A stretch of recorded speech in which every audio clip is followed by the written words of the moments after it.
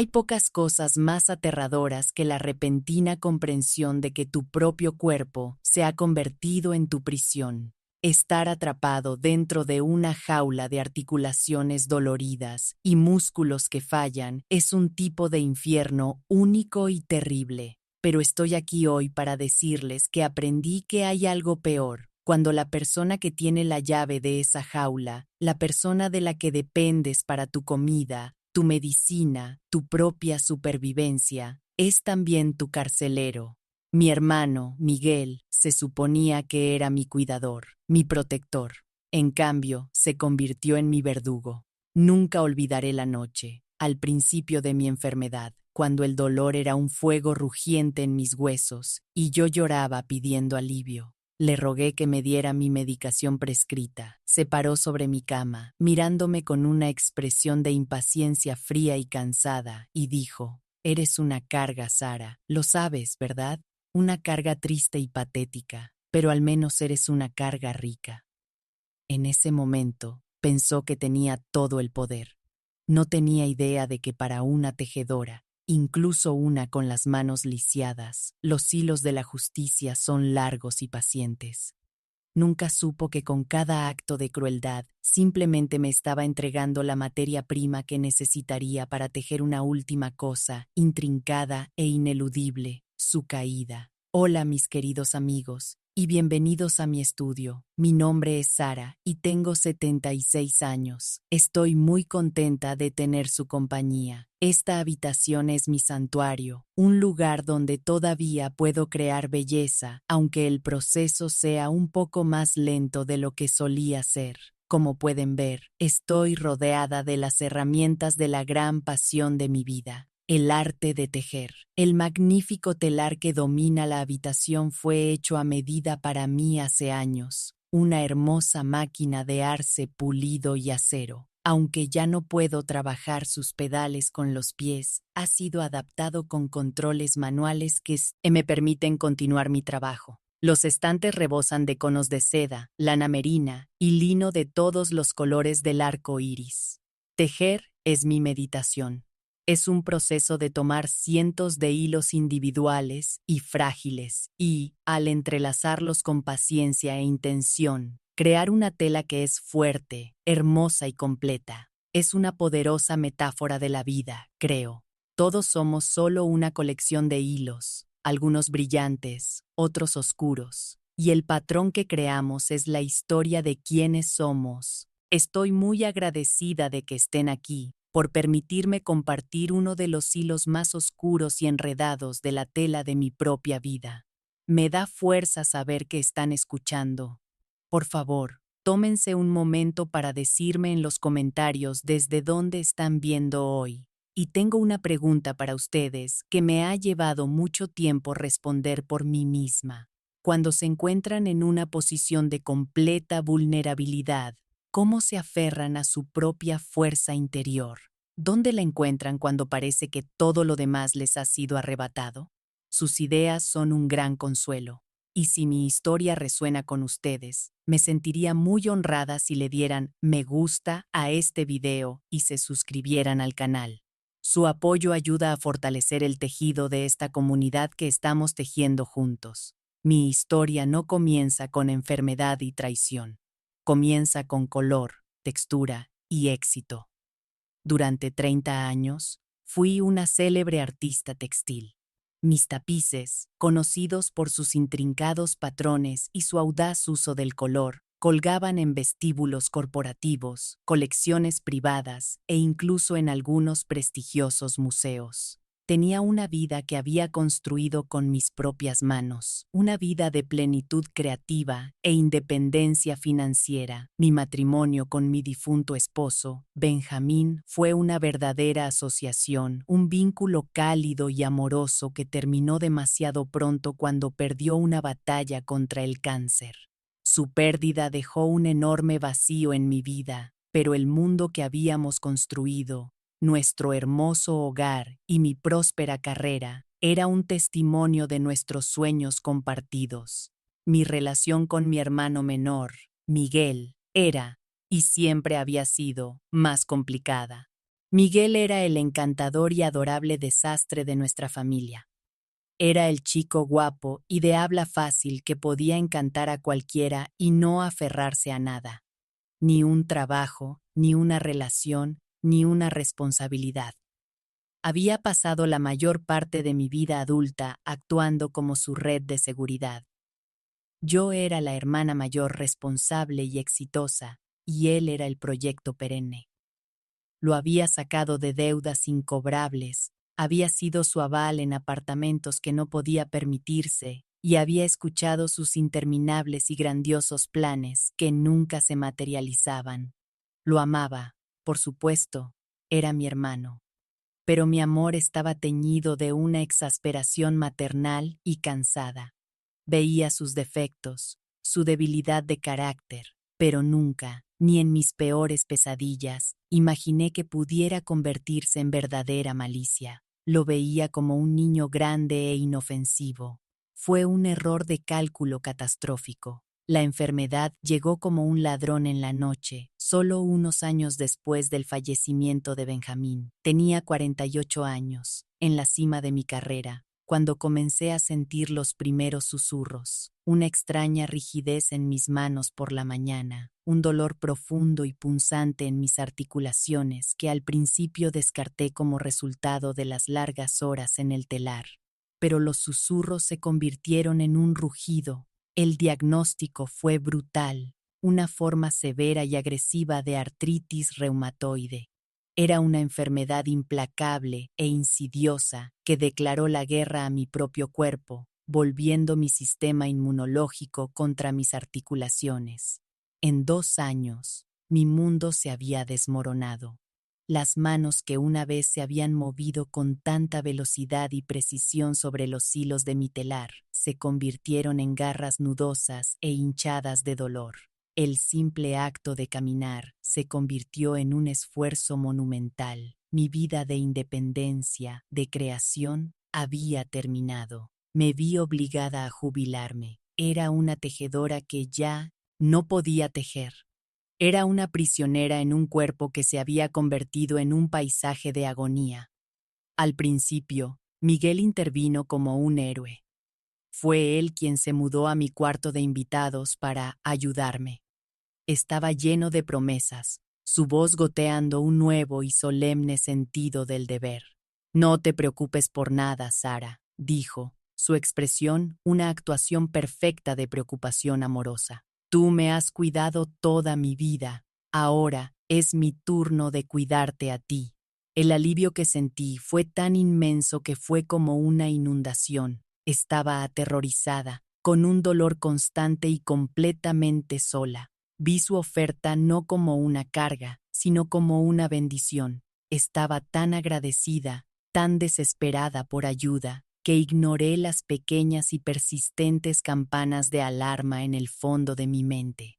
Le entregué, voluntaria y agradecidamente, las llaves de mi reino. Le di acceso a mis cuentas bancarias para administrar mis facturas. Le di el control sobre mi horario de medicación. Le di mi confianza. El cambio fue sutil al principio. El papel del cuidador amoroso y preocupado lo interpretaba bien, pero la máscara se deslizaba ocasionalmente. Comenzó con pequeños actos de negligencia, encubiertos de olvido. Olvidaba recoger una receta hasta que yo sufría un dolor atroz. Olvidaba comprar los alimentos específicos que mi dieta antiinflamatoria requería. Cada vez era un torbellino de disculpas efusivas. Oh, Sara, lo siento tanto. He tenido la cabeza en todas partes, preocupado por ti. No volverá a suceder. Pero siempre sucedía. Luego vinieron los errores financieros. Un retiro en el cajero automático sin explicación aquí. Una factura de servicios duplicada allá. Cuando le preguntaba, con la mente nublada por el dolor constante, él producía un aluvión de recibos y explicaciones confusas. Mira, el dinero para la farmacia fue tanto, y luego tuve que echar gasolina. Está todo ahí, solo te estás confundiendo, hermanita. Los analgésicos pueden hacerte eso. Tenía razón en eso. Los potentes opioides que necesitaba para simplemente funcionar me dejaban en un estado constante de confusión somnolienta. No estaba en condiciones de discutir, de cuadrar una chequera. Era más fácil simplemente confiar en él. El primer acto de traición verdaderamente innegable, el momento en que el hermoso hilo del amor fraternal finalmente se rompió y reveló el núcleo feo y podrido que había debajo, ocurrió un miserable martes por la noche, unos 6 meses después de su cuidado. El dolor era una entidad viviente, un dragón que exhalaba fuego en cada articulación de mi cuerpo. Mi siguiente dosis del potente analgésico líquido que tomaba estaba por llegar, y contaba los segundos. Lo llamé desde mi cama. Miguel, es hora de mi medicina, por favor. Entró en mi habitación, sus movimientos lentos, sus ojos ligeramente desenfocados. Me di cuenta con una sacudida de alarma de que había estado bebiendo. Sí, ya voy. Arrastró las palabras, jugueteando con la botella de morfina líquida, que era carísima. Vertió la dosis en la pequeña taza medidora, su mano inestable. Luego, justo antes de dármela, dudó. Miró la taza, luego a mí, y una extraña y fea expresión cruzó su rostro. ¿Sabes?, dijo, su voz un arrastre bajo y resentido. Esto cuesta una fortuna, una auténtica fortuna. Tienes suerte de poder permitírtelo. Lo sé, Miguel, dije, mi voz débil. Solo por favor, la necesito. Continuó mirando la taza, una lenta y cruel sonrisa extendiéndose por su rostro. Eres una carga, Sara, dijo, las palabras aterrizando como piedras. Una carga triste y patética, pero al menos eres una carga rica. Luego, hizo algo tan impactante, tan monstruoso, que mi mente apenas podía procesarlo. Levantó la pequeña taza hacia sus propios labios y se bebió la medicación, mi único alivio de la agonía. Se la bebió de un solo trago. Ah, suspiró, una expresión de alivio dichoso en su rostro. Ahí está, ahora ambos nos sentimos un poco mejor. Dejó la taza vacía en mi mesita de noche y salió de la habitación, dejándome sola en la oscuridad con mi dolor y la verdad destrozada y horrible en lo que mi hermano se había convertido. Yo no era su hermana, no era una persona a la que estuviera cuidando, era un recurso, era una cuenta bancaria andante, una colección de activos valiosos para ser saqueados. Y mi dolor, mi sufrimiento, era solo el costo de hacer negocios. Yací allí, lágrimas de rabia e impotencia corriendo por mi rostro, y comprendí que no solo estaba enferma, era una prisionera, y mi carcelero era la única familia que me quedaba en el mundo. La noche en que mi hermano se bebió mi medicación fue la noche en que el último hilo de esperanza al que me aferraba finalmente se rompió. La línea entre cuidador y captor se había cruzado, y la distinción era aterradoramente clara. Los meses que siguieron fueron un descenso a un infierno más profundo y solitario. Mi hermano, Miguel, habiéndose despojado de la pretensión de cuidado compasivo, ahora llevaba su resentimiento como un viejo y cómodo abrigo. Su negligencia se hizo más pronunciada, su crueldad más casual.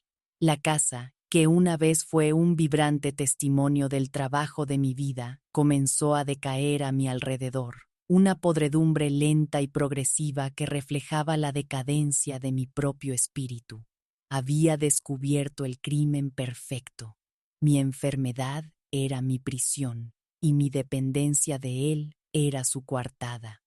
¿Quién cuestionaría alguna vez al hermano devoto que había renunciado a su vida para cuidar de su hermana inválida? Había creado un capullo de mentiras perfecto e impenetrable, y yo era la criatura indefensa atrapada en su interior. Mi mundo, que ya se había encogido al tamaño de mi casa, ahora se contrajo aún más a las dimensiones de mi dormitorio. Miguel comenzó una campaña sistemática para cortar todas mis conexiones con el mundo exterior, para borrar cualquier rastro de la mujer que una vez fui. Empezó con mis amigas. Antes, había hecho que sus visitas fueran incómodas. Ahora, las hizo imposibles. Mi más antigua y querida amiga, una compañera artista llamada Clara, había sido mi visitante más fiel. Una tarde, llegó para su visita semanal, con un ramo de tulipanes amarillos brillantes en la mano. Miguel la recibió en la puerta, su rostro una máscara de grave y dolida preocupación. Clara, qué bueno que has venido, dijo, su voz un susurro bajo y convincente, pero me temo que hoy no está para visitas. El médico acaba de estar aquí, dice que necesita silencio absoluto. Cualquier emoción, cualquier estímulo, podría ser peligroso para ella. Clara, un alma amable y confiada, quedó desolada. Oh, por supuesto, dijo, su rostro lleno de preocupación. Por favor, solo dile que la quiero y que volveré a intentarlo la semana que viene. Yo estaba en mi cama, al final del pasillo, y oí cada palabra. Quería gritar, decirle que era mentira, pero estaba demasiado débil, demasiado medicada y demasiado aterrorizada de lo que él haría después de que ella se fuera. La semana siguiente, Miguel tuvo una nueva excusa, y la semana después de esa. Finalmente, las visitas de Clara cesaron, reemplazadas por tarjetas y flores que Miguel, a veces, si estaba de buen humor, se acordaba de llevar a mi habitación. Hizo esto con cada una de mis amigas, una poda lenta y metódica de mi sistema de apoyo, hasta que no quedó nadie. Mi único contacto humano era con él. Su siguiente conquista fue mi arte. Mi estudio, con su magnífico telar y sus estantes de hermosos y coloridos hilos, había sido mi santuario, la única habitación que todavía sentía como mía. Al principio, le pedía que me llevara en la silla de ruedas hasta allí, solo para sentarme, para estar rodeada de las herramientas de mi vida anterior, pero mi presencia en esa habitación parecía enfurecerlo. Era un recordatorio de la mujer exitosa e independiente que una vez fui, un marcado contraste con el hombre resentido y fracasado que era él. ¿De qué sirve, Sara?, decía con una mueca cruel. Ya no puedes usar nada de esto. Solo está acumulando polvo. Es un desperdicio de espacio. Un día, volví a casa de una cita difícil en el hospital para encontrar la habitación cambiada. Había vendido mi telar. El magnífico instrumento hecho a medida que había sido el centro de mi vida creativa había desaparecido. En su lugar, había puesto un televisor grande y feo. Conseguí un gran precio por él, dijo alegremente, como si me hubiera hecho un favor. Y mira, ahora tienes algo que hacer todo el día. Puedes ver tus programas. El mensaje era claro. La artista estaba muerta. La inválida permanecía. Luego comenzó a vender mis otros tesoros, pieza por pieza. Mi colección de libros raros sobre textiles, mi antigua rueca, los conos de seda cara y lana merina. Simplemente desaparecían, y cuando le preguntaba por ellos, me miraba con una expresión de compasiva preocupación. Sara, esa rueca se fue hace años. La vendiste antes de enfermarte. Tu memoria está empeorando mucho. Es la medicación, ya sabes.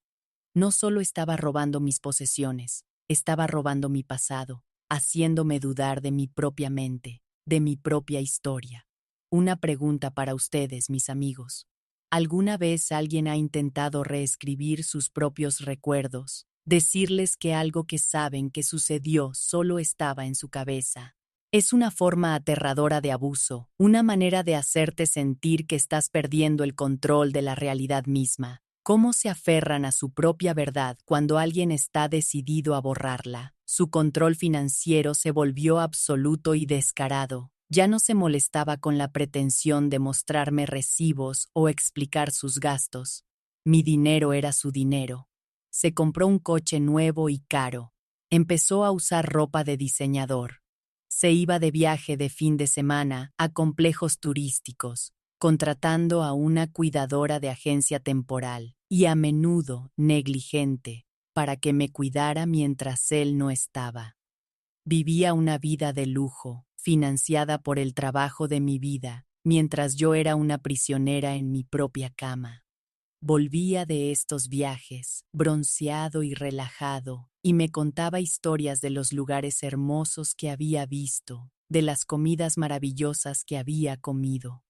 Era un tipo especial de tortura psicológica, una forma de recordarme constantemente el mundo vibrante y activo que había perdido, un mundo que él ahora disfrutaba a mi costa. La sobremedicación se convirtió en su herramienta de control más eficaz. Mi dolor era real y a menudo inmenso, pero comencé a darme cuenta de que me mantenía en un estado de niebla somnolienta perpetua, no solo para manejar mi dolor, sino para manejarme a mí. Una hermana sedada era una hermana dócil. Una hermana que dormía 12 horas al día era una hermana que no podía hacer preguntas, que no podía hacer llamadas telefónicas, que no podía defenderse. Manejaba mis recetas con la autoridad de un médico, a menudo dándome más de la dosis prescrita. El médico dijo que te diera una extra si estás agitada, Sara. Mentía, su voz llena de una empalagosa y falsa simpatía. Yo estaba demasiado débil y confundida para discutir, para siquiera recordar cuál era la dosis correcta. Estaba a la deriva en un mar de analgésicos y desesperación, y él era quien gobernaba el barco. Mi vida se convirtió en un paisaje monótono y gris de despertar, ser alimentada, ser medicada y dormir. Los días se mezclaban unos con otros, indistinguibles de las noches. Comencé a perder la noción del tiempo. Mi único calendario era la progresión lenta y agonizante de mi propia enfermedad, la creciente rigidez en mis articulaciones, el debilitamiento gradual de los músculos que ya no usaba. Estaba siendo enterrada viva, lenta, metódicamente, en la tumba silenciosa y cómoda de mi propia casa. Hubo momentos en la oscuridad de la noche en que un destello de la antigua Sara resurgía. Una ola de pura rabia al rojo vivo me invadía y quería gritar, luchar, de alguna manera abrirme paso a zarpazos fuera de esta tumba viviente. Pero la rabia siempre era extinguida por una aplastante ola de impotencia. ¿Qué podía hacer? No podía caminar. Apenas podía usar mis manos. Mi propio cuerpo era mi enemigo más despiadado y estaba aliado con mi hermano. La chispa, el primer acto de rebelión diminuto, casi imperceptible, provino de un lugar profundo de la memoria. Antes de ser una tejedora de grandes tapices, fui una niña que aprendió a tejer de su abuela. Era una habilidad tan profundamente arraigada en mi memoria muscular que me pregunté si mis manos nudosas y artríticas aún podrían realizar los movimientos simples y repetitivos. Un día, mientras Miguel estaba fuera, emprendí un viaje monumental. Lenta y dolorosamente, me levanté de la cama y me senté en mi silla de ruedas. Me desplacé por el pasillo hasta el armario de la ropa blanca, un lugar que él nunca se molestaba en organizar. En la parte de atrás, en un estante alto, sabía que había una vieja cesta de tejer que había pertenecido a mi madre. Bajarla fue una tarea hercúlea. Usé una escoba de mango largo para empujar lenta y minuciosamente la cesta hacia adelante, hasta que finalmente cayó al suelo, su contenido derramándose, en un desastre polvoriento y enredado. Y allí estaba, una sola aguja de tejer de madera, lisa, la otra faltaba, y un pequeño ovillo a medio terminar de lana vieja y gris. Me tomó casi una hora volver a mi cama en la silla de ruedas, con la única aguja y el ovillo de lana aferrados en mi mano como una reliquia sagrada. Esa noche, después de que Miguel me diera mi medicación vespertina y la casa finalmente estuviera en silencio, comencé mi trabajo secreto. Mis manos eran garras rígidas y torpes. El dolor era inmenso. Al principio, ni siquiera podía montar un solo punto. La aguja se resbalaba, el hilo se caía, pero persistí. Noche tras noche practicaba, mis movimientos lentos y agonizantes. No estaba tejiendo una bufanda o una manta, estaba tejiendo un salvavidas, Estaba enseñando a mis manos a ser mías de nuevo.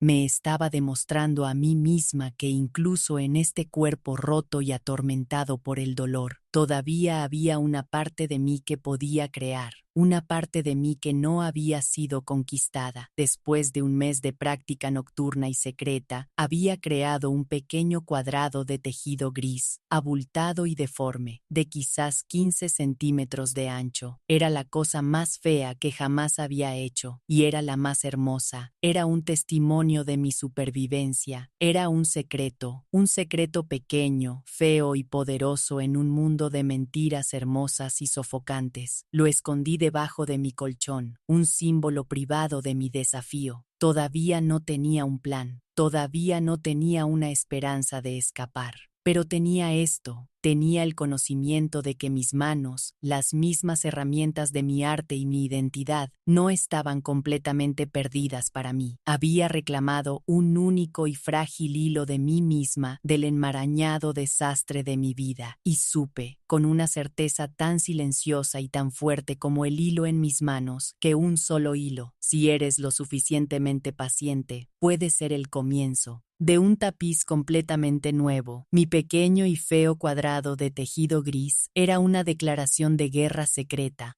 Era una prueba tangible de que la mujer que mi hermano creía haber enterrado con éxito seguía viva, seguía luchando, seguía creando en la oscuridad.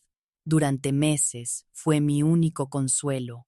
Trabajaba en él tarde en la noche, después de que Miguel se fuera a la cama tropezando en una neblina de alcohol o medicamentos, mis dedos nudosos moviendo lenta y dolorosamente la lana áspera. La pieza crecía, centímetro a centímetro agónico.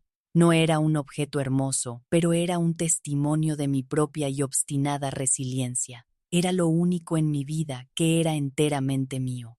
No tenía un plan, ni una visión de escape. Simplemente estaba tejiendo en la oscuridad, un acto de fe silencioso y repetitivo de que todavía estaba aquí, de que Sara la artista todavía existía. El primer hilo de una esperanza real y tangible llegó no como una revelación dramática, sino en la forma tranquila y profesional de una nueva asistente de atención domiciliaria.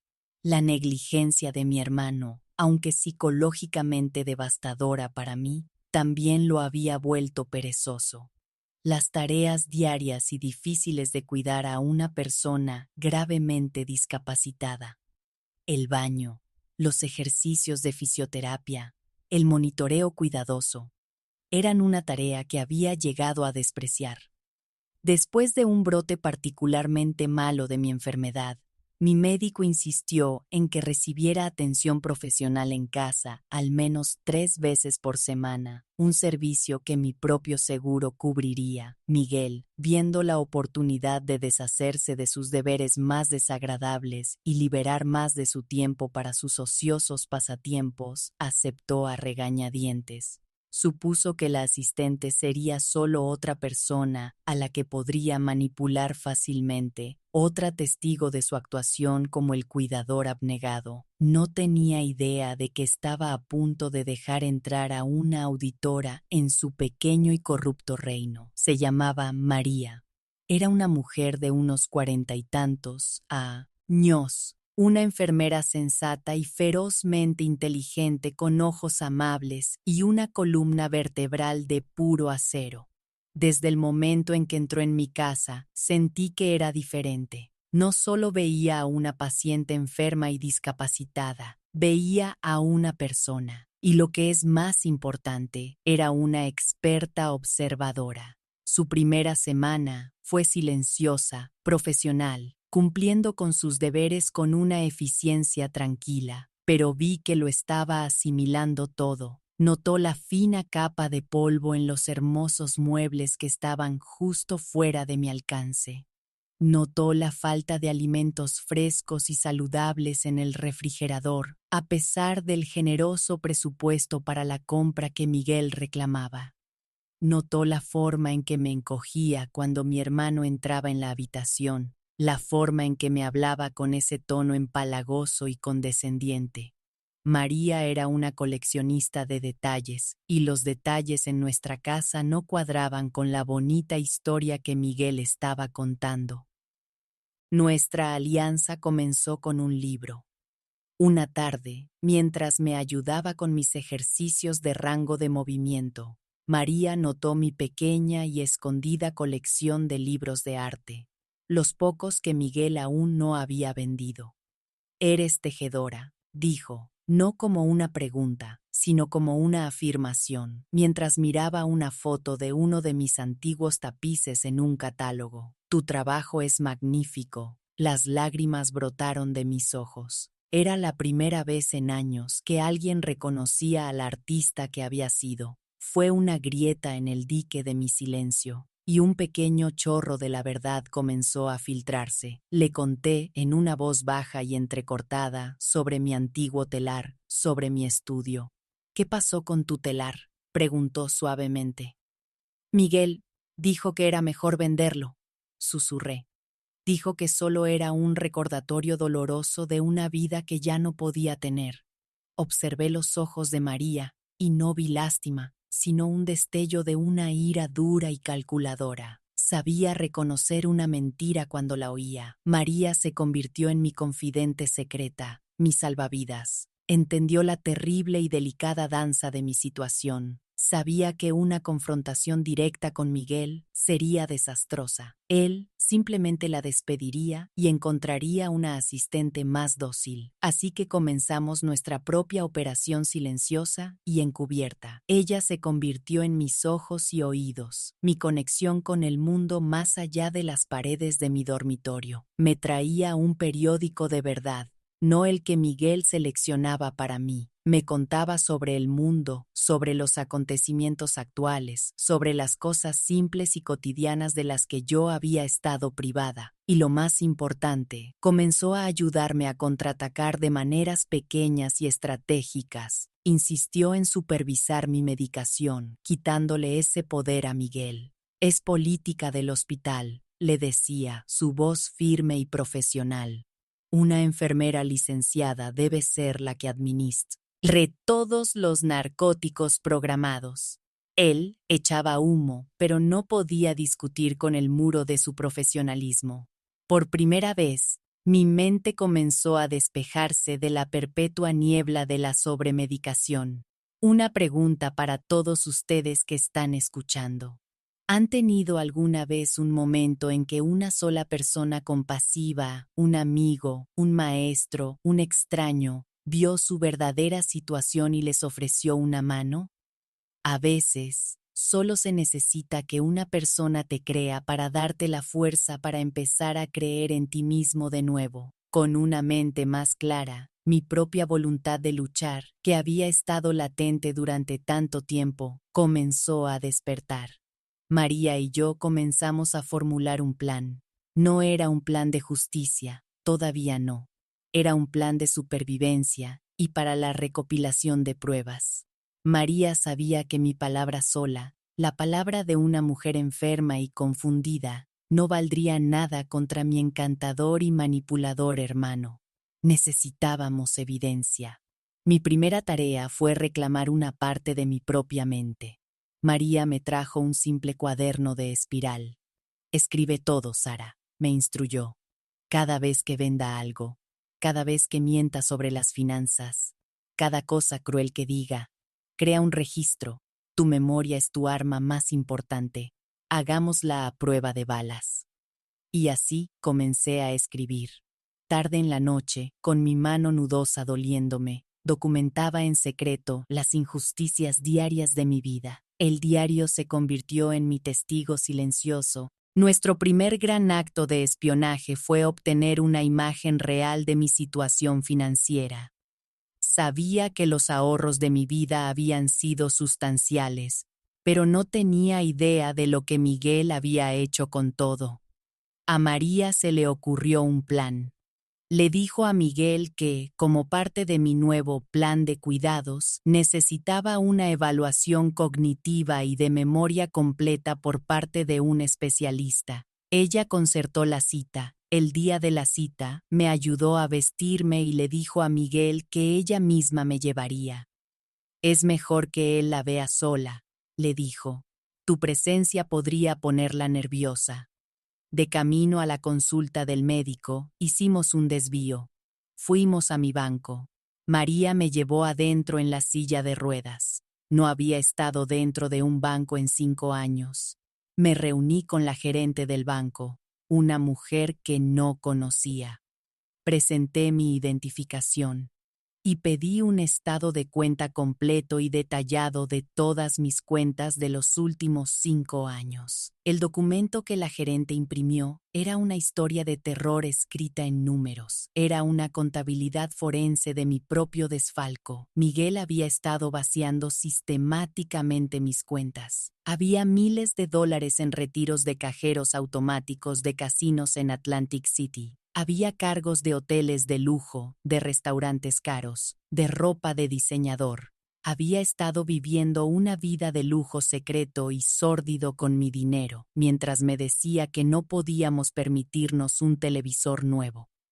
Había saqueado los ahorros de mi vida, dejando solo una fracción de lo que una vez hubo. El descubrimiento más devastador fue lo que le había hecho a mi hogar. Había sacado una segunda hipoteca masiva sobre la propiedad, falsificando mi firma. Había tomado el capital que yo había pasado toda una vida construyendo y lo había convertido en efectivo, que luego, según los registros, había perdido en una serie de malas apuestas en el mercado de valores. No solo me estaba robando, me estaba llevando a la bancarrota. Estaba destruyendo mi hogar desde adentro hacia afuera. Me senté en el coche con María, con los condenatorios estados de cuenta en mi regazo, y no sentí desesperación, sino una rabia fría y dura que era tan pura y limpiadora como un incendio forestal. Los últimos vestigios de amor por el hermano que una vez conocí se quemaron, dejando solo la sombría e inquebrantable resolución por la justicia. El tiempo del sufrimiento silencioso y pasivo había terminado. El tiempo de una guerra real y estratégica había comenzado. Cuando llegamos a casa, mi mente era un torbellino de planes nuevos y peligrosos. La información era un arma, y finalmente estaba lista para aprender a usarla. Esa noche, sostuve el pequeño y feo trozo de tejido gris en mis manos. Había sido un símbolo de mi supervivencia. Ahora se sentía como algo más. Se sentía como el primer hilo de una red. Una red que iba a usar para atrapar al hombre que había intentado destruirme. La confrontación final todavía estaba muy lejos, pero por primera vez pude ver un camino tangible y estratégico, hacia una vida más allá de las 4 paredes de mi habitación.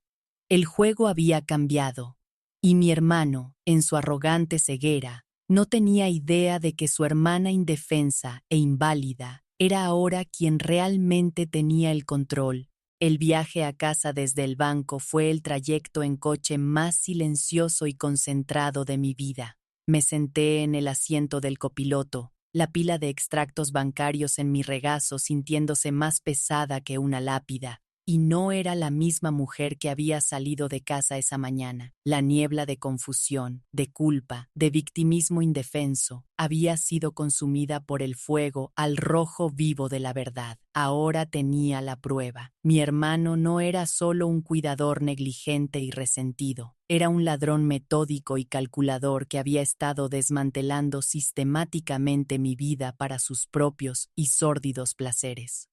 El conocimiento fue horrible, pero también profundamente liberador. Ya no era solo una mujer enferma siendo maltratada, era la víctima de una serie de crímenes demostrables, y con ese conocimiento llegó una sensación nueva y desconocida, el poder. María, mi aliada feroz y leal, entendió el cambio en mí de inmediato. Y bien, dijo, con los ojos en la carretera, pero su atención completamente en mí. ¿Cuál es el plan, Sara? ¿Cuál es nuestro próximo movimiento? Por primera vez, la pregunta sobre un futuro no me llenó de pavor, sino de un sentido de propósito frío y claro. El plan, dije, mi voz tranquila pero dura como el acero, es salir de aquí, pero no como una refugiada, no como una víctima que huye en la noche. Voy a salir de esa casa con la cabeza bien alta, con una nueva vida ya esperándome, y me voy a asegurar de que nunca, jamás, pueda volver a hacerle daño a nadie. Nuestras sesiones secretas, antes centradas en mi terapia física y supervivencia emocional, ahora se transformaron en las sesiones de planificación estratégica de un equipo de operaciones especiales de 2 mujeres. María era mi general, y yo era su maestra de espías. Nuestro primer objetivo era asegurar mi libertad sin alertar a mi captor.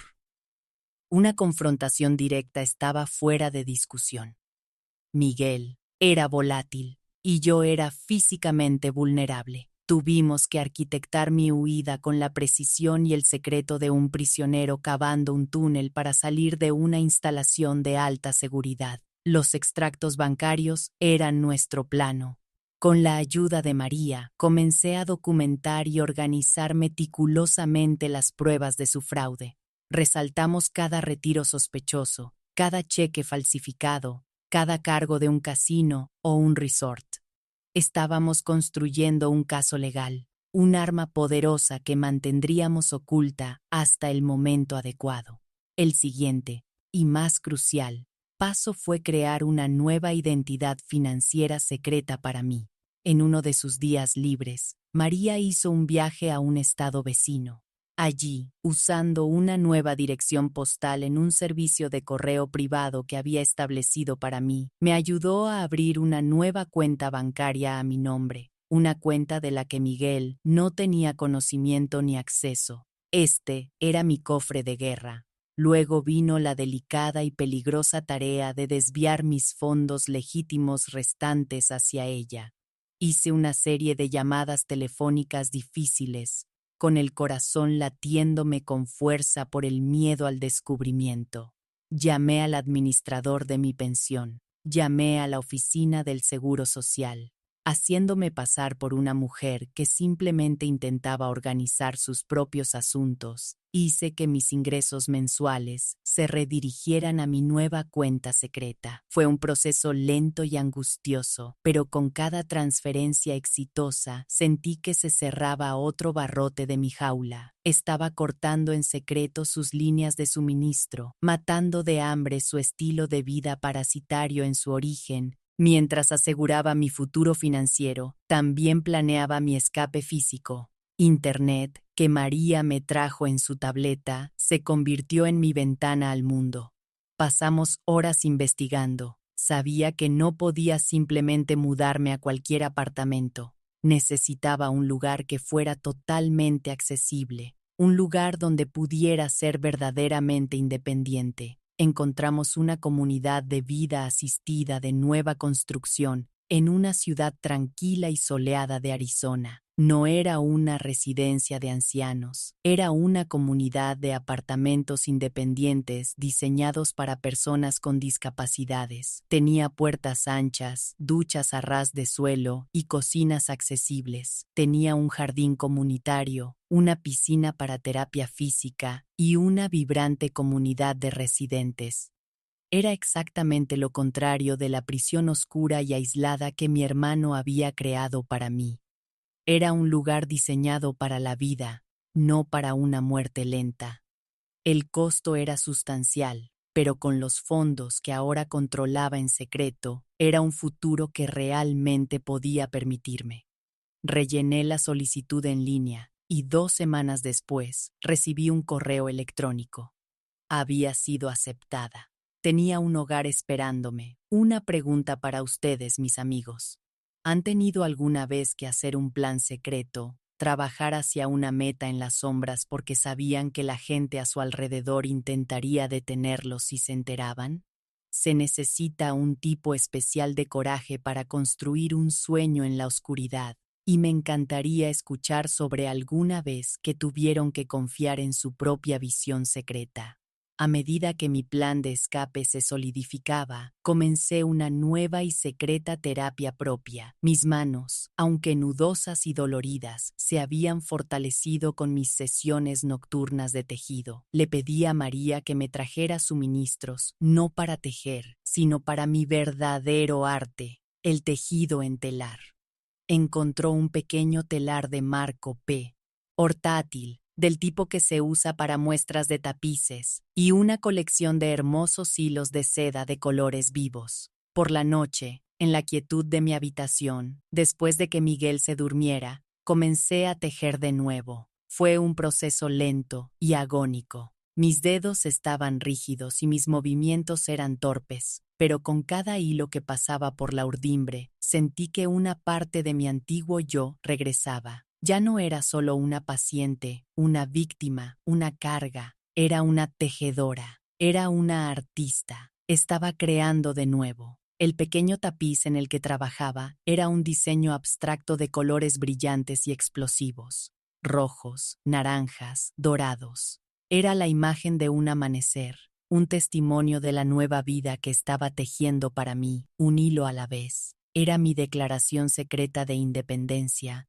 La fase final de nuestro plan fue la más difícil. Teníamos la evidencia, tenía el dinero, tenía un nuevo hogar esperándome. Ahora, teníamos que preparar el escenario para la confrontación final.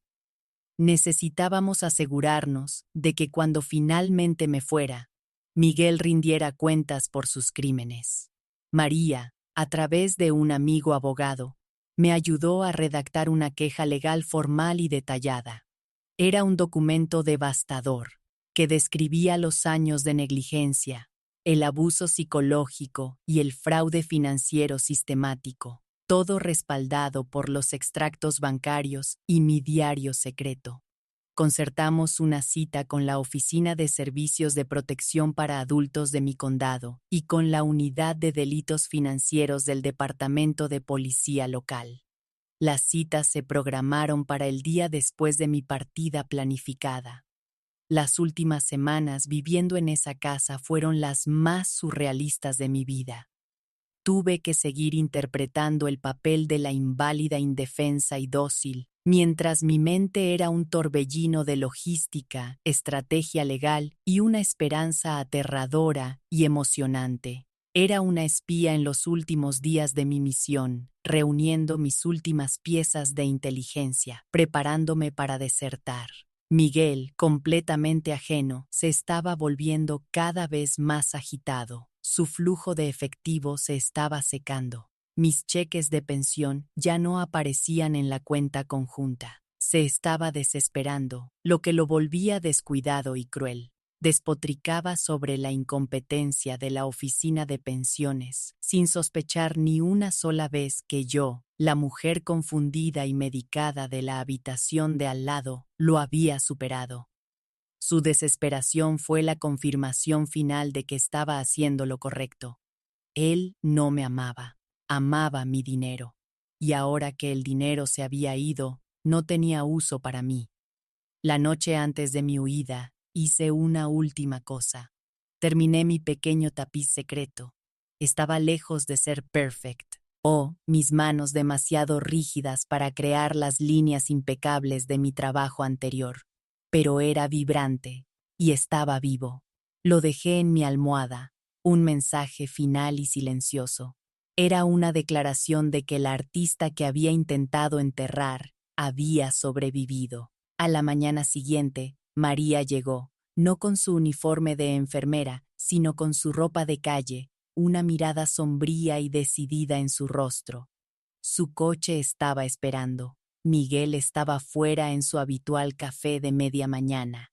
El momento era perfecto. Por última vez, María me ayudó a sentarme en mi silla de ruedas. Empacamos una única y pequeña maleta con mi diario, mis documentos legales, mis materiales de tejido y los pocos tesoros personales que no había vendido. Mientras me llevaba por el pasillo, pasé por mi antiguo estudio, la habitación que él había convertido en su guarida personal. El fantasma de la tejedora que una vez fui estaba, oficial y finalmente, abandonando el edificio. El viaje hacia la libertad fue silencioso y sin incidentes. María me llevó al aeropuerto, un lugar que no había visto en años. Me había reservado un billete de primera clase, un acto final y apropiado de desafío pagado con mi propio dinero recuperado. Nos sentamos en la puerta de embarque, dos mujeres, dos amigas, que habían luchado juntas una guerra silenciosa y habían ganado. Cuando llamaron a mi vuelo, nos abrazamos, un abrazo largo y lloroso. «Lo lograste, Sara», susurró. «Eres libre». Mientras me dirigía por la pasarela de embarque, una mujer en camino a una nueva vida bajo el sol, sentí una profunda sensación de paz. La parte más difícil había terminado. La restauración estaba a punto de comenzar. Pero sabía, con una certeza tan fuerte y tensa como el hilo de un tejedor, que el patrón final aún no estaba completo. El hilo de la justicia para mi hermano, Miguel, aún tenía que ser tejido. El vuelo a Arizona fue un viaje a través de un continente, pero para mí fue un viaje a través de universos. Mientras el avión despegaba de la pista, sentí el peso físico y tangible de mi antigua vida desprendiéndose debajo de mí.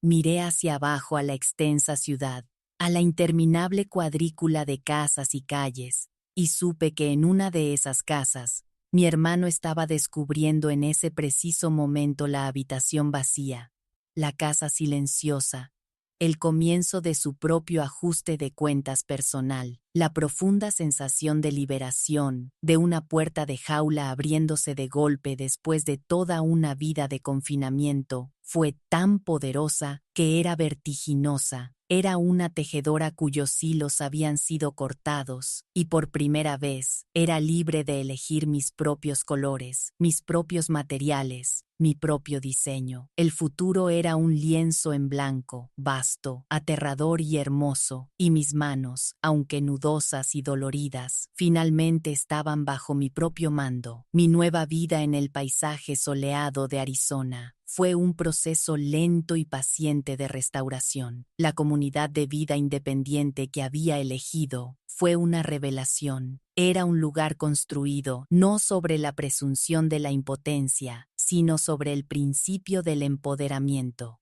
Mi pequeño apartamento era una obra maestra de diseño accesible, un espacio donde podía navegar y controlar mi propio entorno por primera vez en años.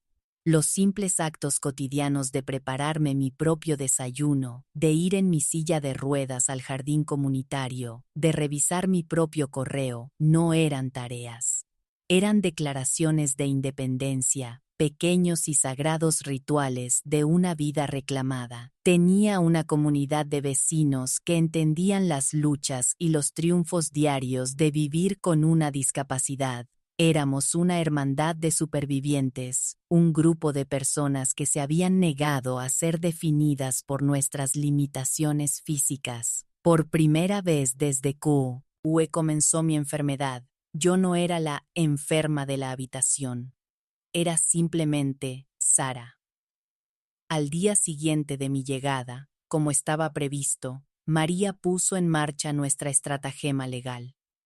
Presentó mi detallada queja ante los servicios de protección para adultos y entregó nuestro archivo de pruebas meticulosamente organizado a la Unidad de Delitos Financieros del Departamento de Policía. Las ruedas de la justicia, he aprendido, giran exasperantemente lentas, pero giran. La investigación sobre mi hermano, Miguel, comenzó. Estuve aislada de las consecuencias inmediatas, protegida por la distancia que había creado. María me daba actualizaciones por teléfono. Miguel, cuando fue confrontado por primera vez, al parecer intentó interpretar el papel del hermano angustiado y abandonado, cuya hermana confundida y desagradecida se había escapado. Pero su actuación se desmoronó frente a la abrumadora evidencia. Los cheques falsificados, los retiros del casino, la segunda hipoteca, el testimonio del gerente del banco. El patrón de su engaño era innegable. fue arrestado y acusado de múltiples cargos de abuso financiero a personas mayores, fraude y robo. La batalla legal fue larga y fea. Usó lo que quedaba de mi dinero para contratar a un abogado hábil que intentó pintarme como una mujer mentalmente inestable y vengativa, pero la evidencia era demasiado fuerte, el rastro de papel demasiado claro. Fue declarado culpable de todos los cargos y sentenciado a 10 años en la prisión estatal. La casa, mi hermosa casa que él había hipotecado hasta el tope, fue vendida para pagar las enormes deudas que había acumulado. Mi herencia, el fruto del trabajo de mi vida, se había ido, desvanecida en el agujero negro de su codicia y adicciones, pero no sentí ninguna sensación de pérdida. Él se había llevado mi dinero, pero yo había recuperado mi vida, y supe, con una certeza tan sólida como el nudo de un tejedor, que yo había salido ganando en el trato. Mi propia restauración fue un proceso más silencioso y personal. El aire cálido y seco de Arizona era un bálsamo para mis articulaciones doloridas. Pasaba mis días en la piscina terapéutica de la comunidad, la flotabilidad del agua un alivio bendito, trabajando lenta y pacientemente para recuperar la fuerza y la movilidad que se habían perdido por años de negligencia. Y comencé a tejer de nuevo, no como un acto secreto de desafío en la oscuridad, sino como un acto alegre y público de creación. Mi pequeño telar adaptado se instaló en el rincón más soleado de mi apartamento. Mis manos, todavía rígidas y doloridas, recordaron lenta pero seguramente su antiguo y familiar ritmo. Los patrones brillantes y complejos que habían vivido solo en mi mente durante tanto tiempo comenzaron a tomar forma, un hilo a la vez. Mi arte ya no era un recuerdo de una vida que había perdido, era el plano de la vida que estaba construyendo. Una pregunta para ustedes, mis queridos amigos. ¿Creen en el karma o creen que creamos nuestra propia justicia en este mundo? Es una pregunta que he meditado durante muchos años, sentada en mi telar, viendo cómo los patrones de mi vida toman forma. Encontré un nuevo propósito, mi propio y desgarrador viaje a través del laberinto del abuso financiero y la negligencia institucional me había dado una educación única y poderosa. Comencé a ser voluntaria en el centro de defensa de mi comunidad, al principio solo contestando teléfonos. Pero pronto, mis propias experiencias se convirtieron en un recurso valioso. Conocía las excusas, las manipulaciones, las formas en que el sistema podía fallarle a los más vulnerables. Ayudé a otros residentes a navegar sus propias batallas con las compañías de seguros, con familiares negligentes, con un mundo que no estaba construido para ellos. Me convertí en una luchadora. Una guerrera armada no con una espada, sino con una profunda comprensión empática y un conocimiento inquebrantable de la ley. Este trabajo se convirtió en mi nueva forma de arte, el tapiz más importante que jamás crearía. Los años pasaron, como suelen hacerlo, cada uno un hilo tejido en la tela de una vida. Viví una existencia tranquila, con propósito y profundamente pacífica. Tenía a mis amigos, mi jardín, mi trabajo de defensa y mi tejido. Ya no me definía mi enfermedad, ni la traición de mi hermano. Me definía la vida que había creado, una vida de fuerza, de servicio y de una belleza silenciosa y resiliente. Luego, hace aproximadamente un año, recibí una carta. Era del capellán de la prisión estatal donde Miguel había cumplido su condena. Había sido liberado después de cumplir su sentencia completa. Ahora era un hombre viejo, de unos 70 y pocos años, con la salud quebrantada por años de mala vida y de prisión. No tenía dinero, ni hogar, ni a dónde ir.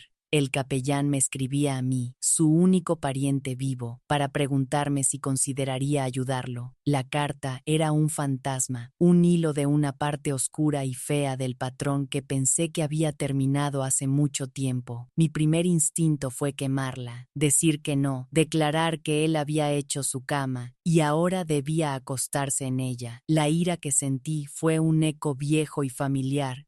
Pasé una semana con esa carta, con esa pregunta. ¿Qué le debía yo? ¿Qué le debe nadie a su verdugo? Él había robado mi dinero, mi salud, mi hogar, una década de mi vida. Me había dejado para que me pudriera. Según todas las leyes concebibles de reciprocidad, no le debía nada. Pero mientras estaba sentada en mi telar, mis manos moviéndose en el ritmo familiar y meditativo de los hilos, pensé en el patrón de mi propia vida. Era una historia de una gran y terrible oscuridad, pero también era una historia de una gracia profunda e inesperada, la gracia de una enfermera amable, de un médico compasivo, de una nueva comunidad que me había acogido. Mi vida había sido restaurada no por la venganza, sino por el cuidado. Y así tomé mi decisión final. Yo, la mujer que una vez había sido su víctima, no me convertiría ahora en su verdugo, pero tampoco me convertiría de nuevo en su cuidadora. No le permitiría volver a mi vida, a mi hogar. Esa puerta estaba cerrada para siempre. En cambio, hice una serie de llamadas telefónicas. Hablé con el capellán de la prisión. Hablé con una trabajadora social. Usé mi propio dinero, el dinero que ahora ganaba vendiendo mis nuevos y vibrantes tapices, e hice una serie de arreglos. Pagué una habitación para él en una pensión limpia, sencilla y supervisada para hombres mayores. Establecí una pequeña y fija asignación mensual para que se le entregara, suficiente para comida y necesidades básicas, pero no suficiente para lujos o vicios. E incluí una condición innegociable: nunca, jamás, debía intentar contactarme de nuevo. No fue un acto de perdón, fue un acto de finalidad. Fue un acto de cuidado desapegado, responsable y compasivo, lo mismo que él nunca había podido darme. Fue la última y compleja puntada en nuestra trágica historia compartida. Mi victoria no consistió en verlo castigado, consistió en mi propia habilidad para elegir la gracia sobre la amargura, para elegir construir en lugar de destruir. Y así, mis queridos amigos, esa es mi historia. El patrón final es complejo, lleno de hilos oscuros y colores brillantes y vibrantes, de dolor y de paz. Es la historia de una mujer que fue prisionera en su propio cuerpo, que fue traicionada por la única persona en la que debería haber podido confiar, y que encontró una manera, un hilo a la vez, de tejer una vida nueva y hermosa para sí misma. Si esta historia de supervivencia, justicia y el poder silencioso y resiliente del espíritu humano les ha hablado, me sentiría profundamente honrada si se suscribieran a este canal, le dieran me gusta a este video y lo compartieran. Hay tantas historias silenciosas en el mundo que necesitan una voz. Si el viaje de Sara para encontrar una forma de justicia compleja y compasiva resonó con ustedes, los invito a explorar nuestra lista de reproducción sobre historias de supervivencia y prosperidad después de eventos que cambian la vida, que está enlazada en la descripción a continuación. En los comentarios, por favor, dejen la palabra justicia para que sepa que han seguido este patrón hasta su hilo final y completo. Recuerden siempre, es la fuerza de los hilos y la paciencia del tejedor lo que determina la belleza de la tela final. Gracias por escuchar.